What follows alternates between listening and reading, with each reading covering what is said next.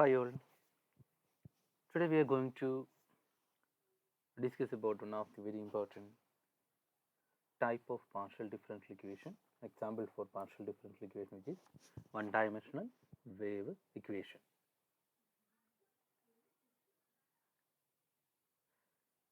Consider a tightly stretched elastic string of length L with endpoints fixed. So here the endpoints of the string are fixed at A and B. Let the string be released from rest and allowed to vibrate. So here the endpoints are fixed at A and B, and the string is initially at rest, and from rest we are allowing that string to vibrate. In order to derive one-dimensional wave equation, we assume this motion will continue infinitely often. Here are some of the assumptions that we will make in order to derive one-dimensional wave equation. The mass of the string per unit length is constant. The string is perfectly elastic and does not offer any resistance to bending. The tension in the string is so large that the forces due to weight of the string can be neglected. The displacement y and slope dou y by dou x are small, so that their higher powers can be neglected.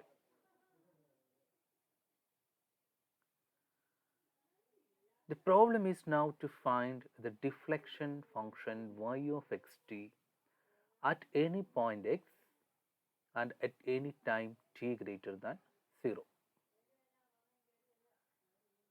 So we are considering the string placed along x-axis, considering one end of the string at the origin, which is A is at the origin.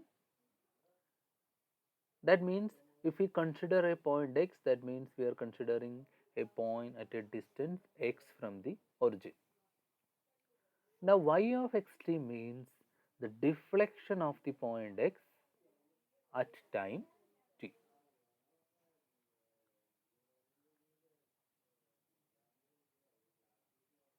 So place your string such that one end of the string has origin O, other end is at A.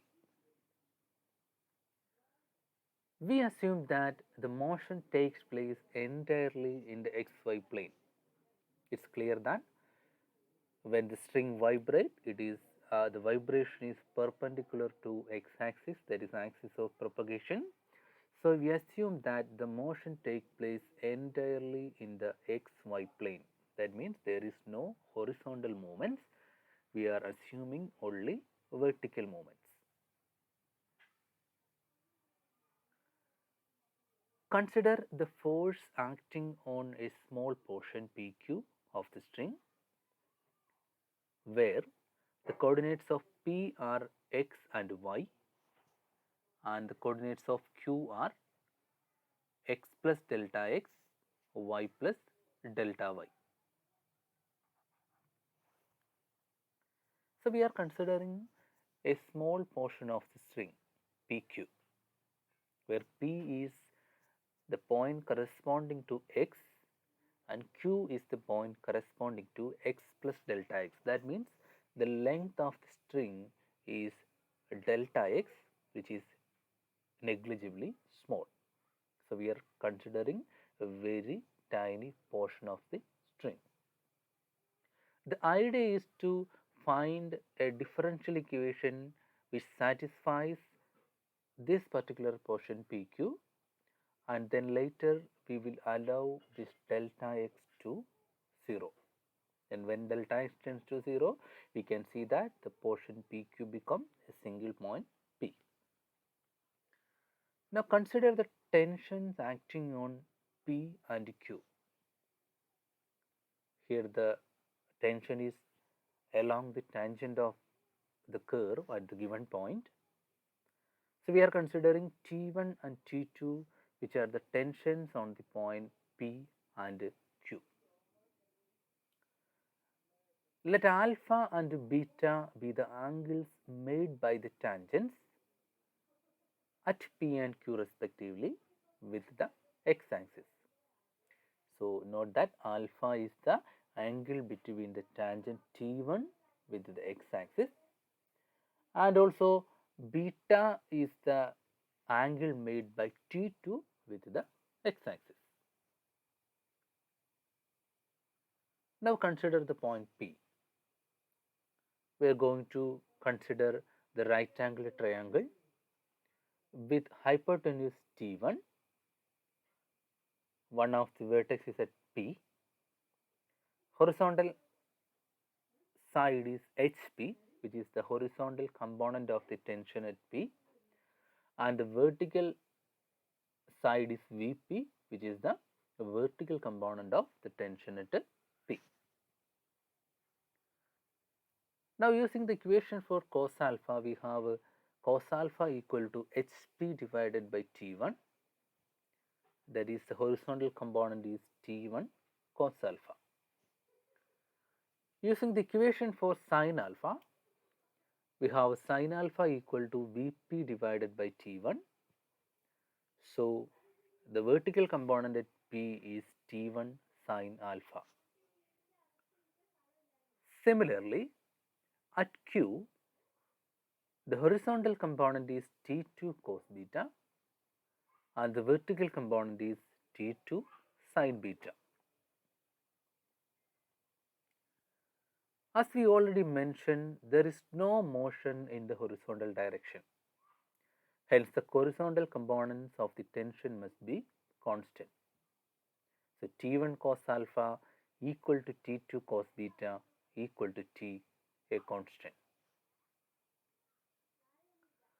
Vertical component of the force acting to the element PQ is T2 sin beta minus T1 sin alpha.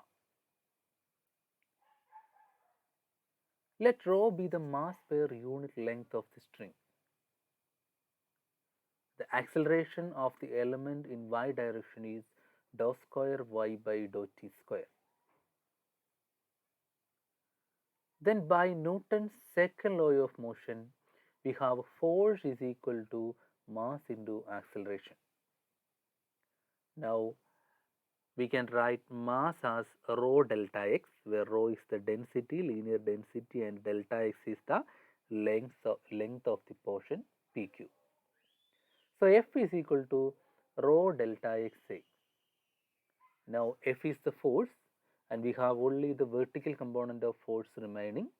So replacing F by the corresponding vertical component, we have T2 sin beta minus T1 sin alpha equal to rho delta x dou square y by dou t square. Call it as equation number 1.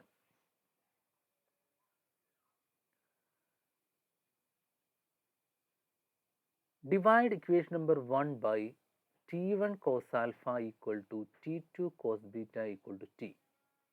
So we will divide this equation using the constant T1 cos alpha equal to T2 cos beta equal to T. Divide first term by T2 cos beta, second term by T1 cos alpha, and third term by T. Note that all these three values are equal, so the equation remains the same. Now simplifying the equation, we get tan beta minus tan alpha equal to rho delta x dou square y by dou t square all divided by t. Now what is tan beta and tan alpha? We know that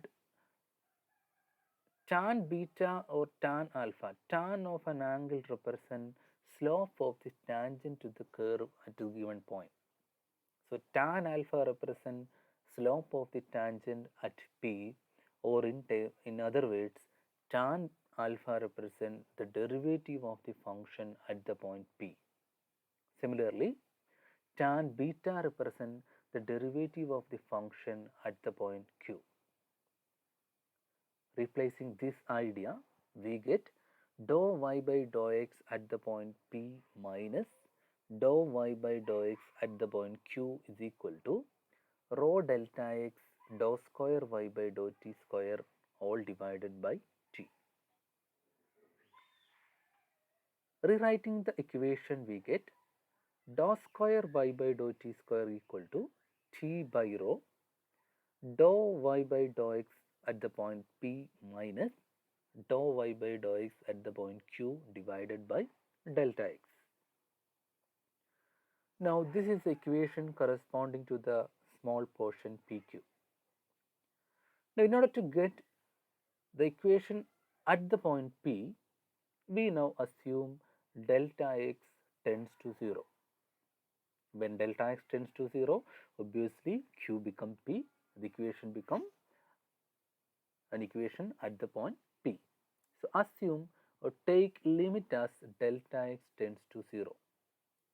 When delta x tends to 0, right hand side of the equation is actually the rate of change of dou y by dou x, which is nothing but the second derivative of y with respect to x.